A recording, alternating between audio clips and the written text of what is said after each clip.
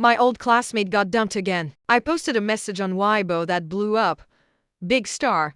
Can you stop being so blind when it comes to men? Never did I expect her to step on the gas and show up right at my door. The big star Liu Zhirou was sitting in the driver's seat. Her head was wrapped tightly in a silk scarf, and she wore black round-rimmed glasses, pretending to look at her phone with her head down, but her eyes kept glancing in my direction. Her shoddy tracking skills were truly eye-opening. At that moment, I had to hold back my laughter and pretend not to notice to play along with her act. As it turned out, early that morning, she followed me from my house to the hospital, and then back to my house again. Knock knock! I tapped lightly on the car window a few times. The person inside panicked instantly and quickly swapped her black-rimmed glasses for sunglasses. After fumbling around for a while, the car window slowly rolled down. "Hello," I greeted politely, pretending not to know who she was. "Your car is parked crookedly. Do you need any help?" And no need. After speaking, probably feeling that wasn't enough, she quickly waved her hands to refuse. "Oh, all right then." I nodded, a playful smile tugging at the corner of my mouth. "Do you live around here, beautiful? My place is upstairs. Want to come in for a drink? Let's be friends." "Wu Feng, you bastard! Do you hit on people like this all the time?" The person inside finally couldn't hold back, pulled off her sunglasses, and asked me angrily. "Oh, it's you."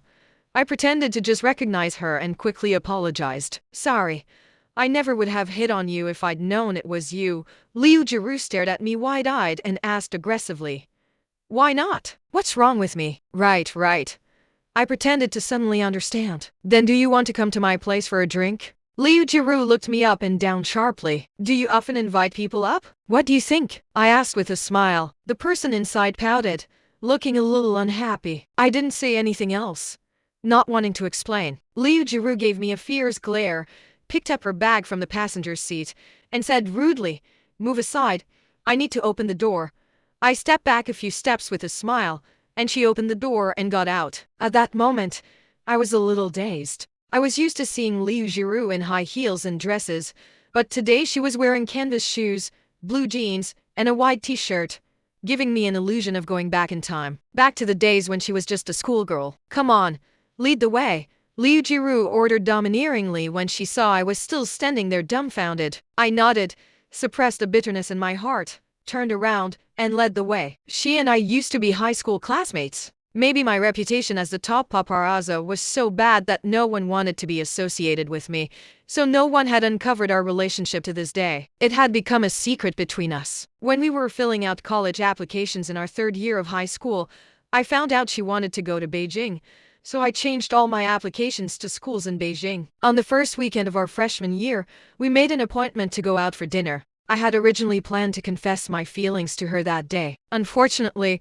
things didn't go as planned. While walking around the street with Liu Zhirou, before I could summon up the courage, a man wearing sunglasses walked over, pointed to a black car nearby, and said to Liu Zhirou, "Our director would like to talk to you. Would you mind coming over?" I was a little suspicious at first, but I couldn't resist Liu Zhirou's strong curiosity, so I had no choice but to accompany her over. After seeing the famous director in person, I put aside my doubts and shut up obediently. In the end, Liu Zhirou got in the car, while I was stopped outside. I waved to her with a dark face, watching helplessly as she drove away with the director. That wave was a farewell. After that, I never had the courage to confess again. Later, she became famous actress, movie queen. All kinds of titles came one after another. Later still, I also became famous, becoming the renowned paparazzo that celebrities in the entertainment industry feared like the plague. I never thought I would end up taking this path, but it just happened naturally. All because of Liu Zhirou, I followed closely in her footsteps. After graduation, I got a job at an entertainment newspaper and became an entertainment reporter. I could see her up close at many public events. However, I slowly realized that she might need help. In the movie that made her famous, the female lead was a simple and innocent girl, but also a little arrogant and self-righteous, with a clever mind. That director had a good eye. Liu Zhirou was basically just like that. That's why after her debut, she was given titles like Pure Goddess. But in this cutthroat entertainment industry, being truly pure was simply foolish. Every time, Liu Zhirou would honestly answer all the tricky questions from reporters. only to have her words exaggerated and sensationalized in the reports, thus offending many people. One minute she was happily sharing in front of reporters, "I'm good friends with so-and-so actress," and the next minute that actress would look embarrassed in front of the camera and say, "I'm not actually that close to her." Then she would naturally be mocked by the general public again. Every time I watched her interviews, I really wanted to point at her and yell, "What on earth is going on in your head?" At a charity gala, during the final photo session, a group of celebrities were pretending to be modest to each other. Several female celebrities obviously wanted to set her up while praising her vigorously.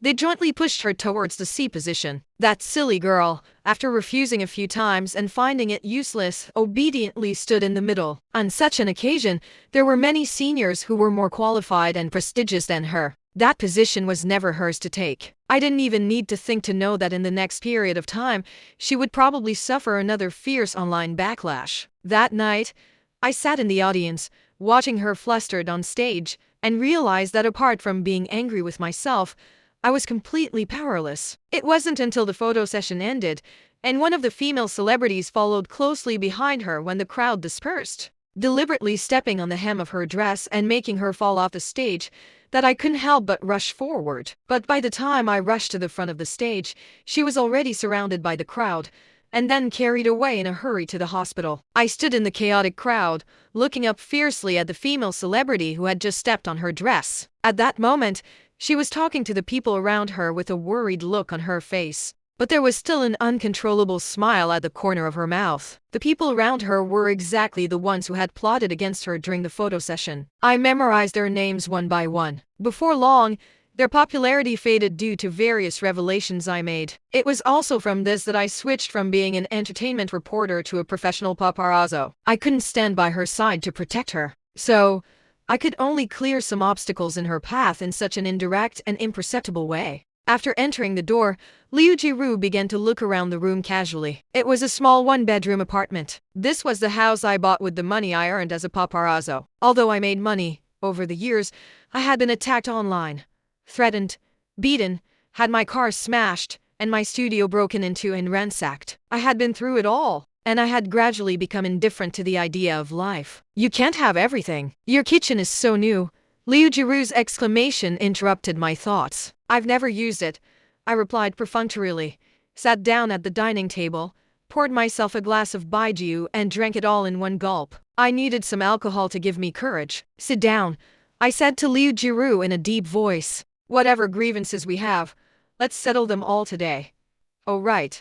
I almost forgot you're my enemy now," Liu Zhirou suddenly realized. She took off the silk scarf wrapped around her head, sat down opposite me, pouted, and stared at me. "Don't you owe me an apology?" I raised an eyebrow. "An apology for what?" "I have no problem with you exposing Wang Zihao for soliciting prostitutes, but I had just publicly announced that we were together," Liu Zhirou cried angrily. This made me lose so much face. "Liu Zhirou, you need to learn your lesson," I said calmly. Liu Zhirou looked at me confusedly. "What do you mean? You've had several boyfriends over the years, and all of them are scumbags. Can you please open your eyes when choosing men in the future? Is this my fault?" Liu Zhirou looked wronged. They were all nice to me in front of my face. How was I supposed to know what they were like behind my back? I sighed. I originally wanted to say, "I can't help you forever," but I held back and didn't continue the topic. I stood up, took a set of keys from the drawer, placed them gently in front of Liu Zhirou, and said casually,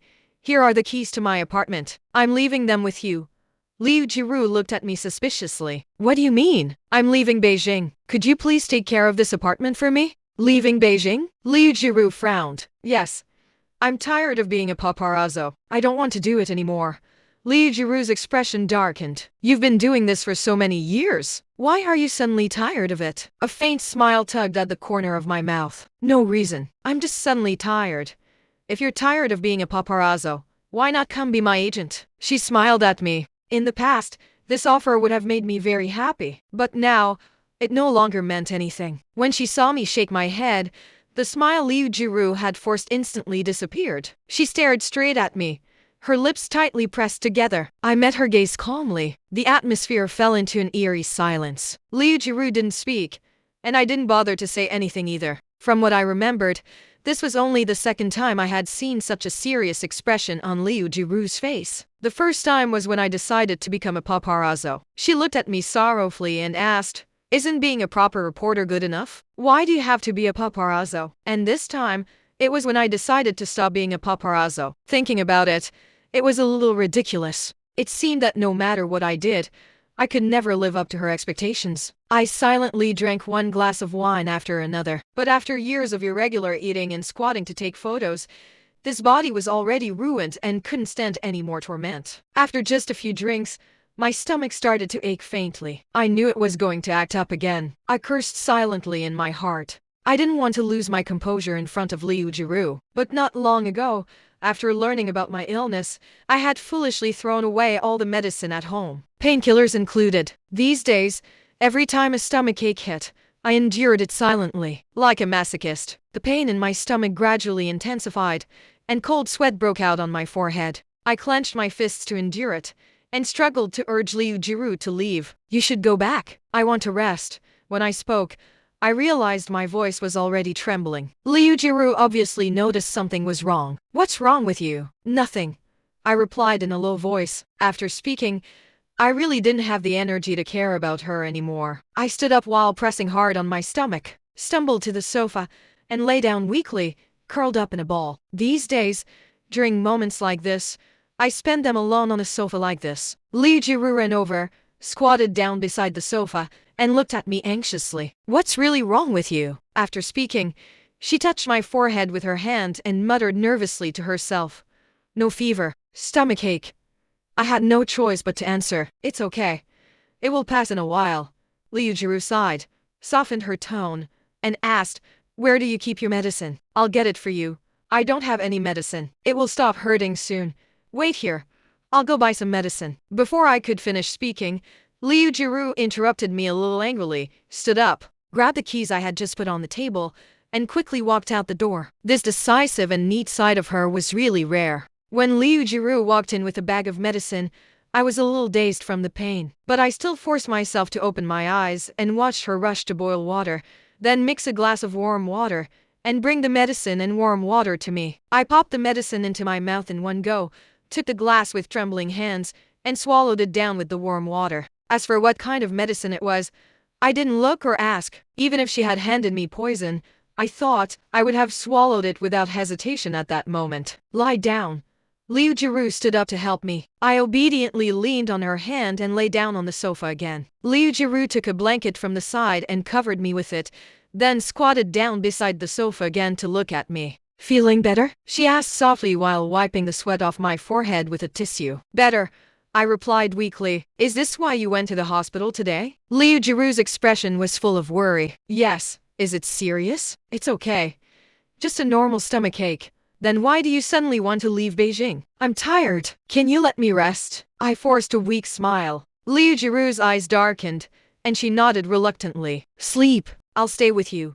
You should go back," I urged her again. Liu Zhirou ignored me, reached out, and patted my arm gently, like coaxing a child to sleep. This scene was both funny and touching. I obediently closed my eyes. Under that regular patting, drowsiness came over me. That medicine today seemed to have a sleeping effect. Before long, the pain in my body seemed to disappear, and I slowly fell asleep. When I woke up, I was still lying on the sofa, but the blanket covering me had been replaced with a quilt. I glanced around the room. It was empty. Liu Zhirou was gone. I couldn't help but laugh at myself for starting to hope for something unrealistic again. My phone rang. "Brother Feng, why aren't you answering the phone? You scared me to death." My assistant Zhao Zhou's usual anxious voice. "What's wrong?" "You and Liu Zhirou are on the hot search. Paparazzi took photos of Liu Zhirou entering your apartment with you yesterday and coming out alone this morning. I was stunned. Someone is spreading rumors that because you have dirt on Liu Zhirou, you're threatening her to provide sexual services. Now Yi and 4 other female celebrities have also come forward to accuse you, saying that you also threatened them with dirt to provide sexual services back then. They refused, so you got back at them." I frowned as I listened. I could accept my bad reputation, but I really couldn't stand these baseless accusations. "Okay, I see." Although I was angry, I still needed to reassure Zhao Zhou. "It's okay. I'll handle it. You just keep doing your work." "But Brother Feng, It's fine. Haven't I seen bigger storms than this, brother Feng? I said, pretending to be relaxed. After hanging up the phone, I opened social media. Sure enough, it was a mess. The #1 hot search was me and Liu Zhirou, and my name was in several other headlines. Netizens were flooding the comments with insults, roughly saying things like, "I never thought Wu Feng was such a beast. Wu Feng will get his retribution. Wu Feng, get out of the entertainment industry." I scrolled through the photos of Liu Zhirou taken by the paparazzi. She walked into the apartment behind me, and then came out alone this morning. The evidence was indeed overwhelming. However, my attention was focused on Liu Zhirou's appearance when she went out this morning. I had thought she would leave as soon as I fell asleep, but unexpectedly, she left this morning. She wasn't wearing sunglasses, and she looked haggard with swollen eyes. She probably hadn't slept well last night. Guilt welled up in my heart. I had wanted to do something more for her before I left, but now I had gotten her into such a big mess again. Now, I had to clean up this mess first. I dialed Liu Zhirou's phone number. "Hello." Her voice was a little hoarse on the other end. "Did you stay with me all night?" I asked, pretending nothing was wrong. "Yes." "Was there sleeping medicine in the medicine I took?" "Yes." "Where did you get it?" "It's mine. I could tell you hadn't slept well, so I gave it to you along with the painkillers.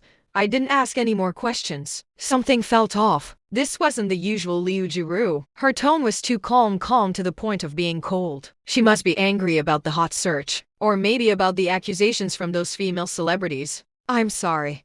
I apologized in a low voice. "I'll handle it as soon as possible." "Handle what?" Liu Zhirou's voice was flat. "The paparazzi only took photos of you entering and leaving the apartment. There's a female neighbor I know in the building. I'll ask her to help testify that you were looking for her." After listening to me, Liu Zhirou didn't react much, and I couldn't tell what mood she was in now. She must be really angry to be like this. I had to continue talking about my solution. "As for the accusations from those women, I'll ask a few gay friends to leak some gossip about me. The rumors should be self-defeating." Liu Zhirou finally raised her voice a little. "You're going to admit you're gay?" "This is the only way to solve the problem quickly now," I replied. "Is it to solve the problem? Or are you really gay? What does it matter if I am or not?" "Wu Feng, don't play this game with me. Tell me the truth, are you or not?" The person on the other end was obviously angry. She was angry. That made me feel relieved. I could stand Liu Zhirou yelling at me, but I couldn't stand her pretending to be calm. I softened my tone. "All right. Let's do this for now. I'll go handle it. Just stay silent and don't say anything." "You." Before she could finish saying "you," I hung up the phone. The thought of publicly admitting I was gay still felt a little awkward. But it was the only way. There were other solutions, but this was the fastest and most effective. I really didn't want to waste my precious time on these boring rumors anymore. I gave myself the whole afternoon to deal with these troubles. The neighbor across the door was a female painter. She was not good at talking and often stayed at home with the door closed. We didn't have much contact at first, but last time she had an acute appendicitis and came knocking on my door for help late at night. I took her to the hospital and stayed with her all night. So when I knocked on her door today to explain my request and ask for her help, she agreed immediately. As for the gay thing, it was even simpler. When I was following a male celebrity, I had been to a gay bar and even asked a waiter there for information. At that time, when the waiter found out who I was, he excitedly asked to take a photo with me. If that photo was leaked, coupled with some vague remarks from the waiter, it wouldn't be hard to make netizens think in that direction. Sure enough, after both parties I had asked to speak out on social media, the public opinion changed. Netizens began to feel indignant on my behalf. I knew Wu Feng wasn't that kind of person. I didn't care how they evaluated me. As long as it didn't affect Liu Zhirou, it was enough. I ignored those female celebrities. In the past, I would have definitely gotten revenge for this, but they basically had no value for exposure now. Moreover, I didn't plan to settle the score anymore. We'll call it even. After everything was done, I lay down on the sofa and rubbed my eyebrows. My head was still a little dizzy. I didn't know if it was because of my body, or if the sleeping medicine Liu Zhirou had given me was too strong, but I had been drowsy all day. When the doorbell rang, I woke up from a light sleep. I opened the door dazedly and saw Liu Zhirou standing at the door wearing a black oversized hoodie, sunglasses, and a baseball cap, holding some bags in her hand. "Move aside." Liu Zhirou didn't even look at me, walked past me straight into the house, and put the bags in her hand on the dining table. "My lady, I felt a headache coming on. We just suppressed the rumors today. Do you really have to come to me at this critical moment? I brought you food. Did I come at the wrong time? Liu Zhirou pouted when she heard that, her eyes full of grievance. That's not what I meant. Then what do you mean? Seeing me at a loss for words, Liu Zhirou began to press her advantage. I'm sorry, I was wrong. I immediately apologized, pretending to be sincere. At a time like this, nothing worked better than I'm sorry. Don't worry. I was very careful. I made sure no one was following me before I came up. Liu Zhirou began to explain to herself. I nodded in agreement, secretly laughing to myself. To deal with Liu Zhirou, retreating to advance was a very effective trick. Come eat. I specially ordered nutritious meals and chicken soup for you. I stood where I was and didn't move. This scene was too beautiful to be real. I was afraid that if I walked over, the dream would shatter. What are you thinking about? Liu Zhirou walked over and patted my shoulder, waking me up from my dream. You don't have to do this. I suppressed the turmoil in my heart and said calmly. Do what? I'm fine. I just haven't slept well these past 2 days. Liu Zhirou obviously didn't believe me. If you just haven't slept well for 2 days, would your eyes be sunken and dull? And would you have lost weight so quickly? I didn't know how to answer for a moment. Liu Zhirou pulled out a chair and sat down next to me, didn't say anything, and watched me eat quietly. She was more steady now, and she knew how to be suspicious. Not as carefree as before. After eating, I got up to clean up by myself. Liu Zhirou took the lunch boxes from my hand. Let me do it. It's okay. I'll do it. I held on tightly, not wanting to trouble her anymore. I said, let me do it. Liu Zhirou suddenly raised her voice, staring at me with red eyes. There were clearly tears in those eyes. This emotion came too suddenly. My heart sank, and I obediently let go. She lowered her head and didn't look at me anymore. Neatly packed the things into a garbage bag, tied a knot in the garbage bag, and put it in the corner by the door. I leaned against the dining table in a daze, feeling a little anxious, not knowing how to face her. Liu Zhirou's expression had returned to normal. Okay, now it's your turn to be cleaned up. I also pretended that nothing had happened just now and asked with a smile. How do you want to clean me up? You still haven't answered my question. Are you really gay? Liu Zhirou asked in a serious tone. I couldn't stand this serious atmosphere. I leaned down and got close to her face, joking ambiguously. Do you want to check? That's a good idea. In the next second, before I could react, she stepped forward, put her arms around my waist, stood on her tiptoes, and kissed me directly on the lips. My mind suddenly went blank, as if a bomb had exploded inside. Liu Zhirou probably felt my reaction. A winner's smile tugged at the corner of her mouth. While kissing me, her hand gently stroked my back. I clenched my fists, trying to force myself to push her away, but I found that my willpower had collapsed. My breathing became heavier and heavier. My heartbeat was accelerating. Finally, I gave up resisting. I put my arms around Liu Zhirou's slender waist, picked her up horizontally, and walked towards the bedroom. Liu Zhirou, will you regret this? I looked at Liu Zhirou lying under me and asked in a hoarse voice. Liu Zhirou shook her head with her lips pressed together, her eyes blurred but firm. When I woke up the next morning, Liu Zhirou's face was right in front of me, and she was already staring at me with her eyes open. I felt a little embarrassed for a moment. This scene had appeared in my dreams countless times, but when it became a reality, I still couldn't believe it. That feeling of anxiety and uncertainty was always there. Did you sleep well? Liu Zhirou asked gently. Yes, I replied awkwardly, unable to take my eyes off her face. Even as she grew older, Liu Zhirou's appearance hadn't changed much, still clean and pure. But I couldn't accompany her to grow old, nor could I know what she would look like when she was old. I suppressed a bitterness in my heart, hugged her tightly in my arms, buried my head in the crook of her neck, and joked. How was the check? Not bad, Liu Zhirou replied, pretending to be serious. I laughed softly, my hand wandering over her skin. Do you need to check again? When are you leaving? Liu Zhirou ignored my teasing and asked calmly. My hand stopped moving. I lay back on the pillow, adjusted my tone, and said calmly, next week. Are you only going to take a suitcase? Yes. I thought Liu Zhirou had already seen the suitcase I had hidden in the wardrobe. I had already packed my basic clothes and daily necessities into the suitcase, ready to leave at any time. Are you just going to leave the house to me? Yes. Do you have to go? Liu Zhirou, I opened my mouth, but didn't know what to say. Be more careful in the entertainment industry from now on.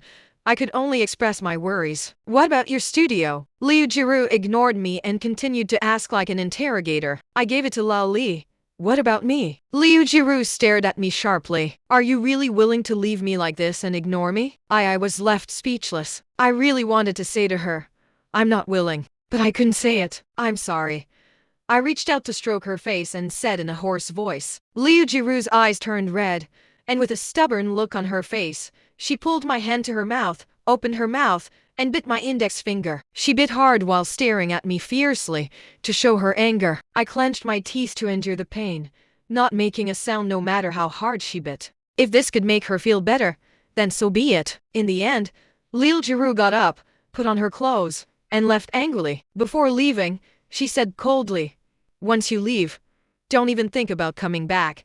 She slammed the door shut and left. I closed my eyes and hid myself under the quilt. I still didn't quite understand why Liu Zhirou had taken the initiative suddenly yesterday. Had she fallen in love with me? If this love only came when she thought she was going to lose me, it would be a bad thing for both of us. I made up my mind. It was better to end the pain quickly than to drag it out. I should leave early. I got up, put on my clothes, and planned to go clean up and check out the other room today first. Zhao Zhou called again. When the phone rang, my eyelids started to twitch. A bad premonition came over me. Brother Feng, it's bad. Zhao Zhou's usual anxious tone. Did you forget to close the curtains last night? The paparazzi took all the photos. You two were kissing and hugging, everything is there. Now no one can cover it up. I patted my forehead in annoyance. This was the first time I had hated paparazzi so much. What else? I asked weakly. The room you rented, the one directly opposite Liu Zhirou's apartment in the building across the street, was discovered by the paparazzi. They followed the landlord in under the pretense of viewing the room and took photos. Now it's trending online.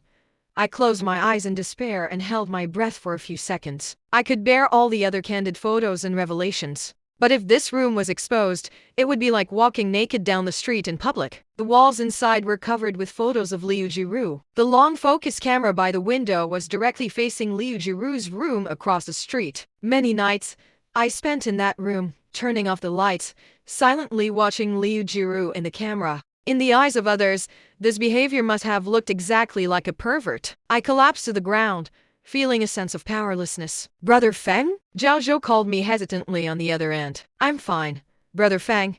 If there's anything we can do, just tell us, Zhao Zhou said sincerely. We're all on your side. That was enough. I was very grateful. Just after hanging up Zhao Zhou's phone, the ringtone rang again, and Liu Zhirou's name appeared on the screen. I didn't want to confront her face to face at all, to admit and repent for my dirty deeds. I hung up the phone directly and turned it off. It seemed that the time to leave had to be advanced again. I didn't want to delay any longer. I decided to leave tonight, to get away from this troubled place. I also had to evacuate this room quickly. Liu Zhirou might come looking for me. I took out another backup phone and made an appointment with the lawyer. I would go over soon. Then, I took out the suitcase from the wardrobe, packed some other daily necessities simply, called Zhao Zhou, and asked him to come over to help me take my things to another hotel. I would go directly to the hotel after handling things later. When I went out in disguise, there were already many cameras gathered downstairs. Fortune played a cruel joke. At the last moment, I, the famous Paparazzo, finally became a big star. I dressed myself up as an old man, carrying a bag and leaning on a cane. Fortunately, they didn't recognize me. When I arrived at the law firm, I made my will, handed over all relevant documents to the lawyer, and got up to leave. The lawyer had been secretly looking at me the whole time. I thought he had seen all the gossip, but at least he was a professional lawyer and didn't ask any unnecessary questions. I was quite satisfied with that. At least I could entrust things to him with confidence. Finally, there was Dr. Li. I should at least call him to say goodbye. Hello? The person on the other end answered with a deep voice.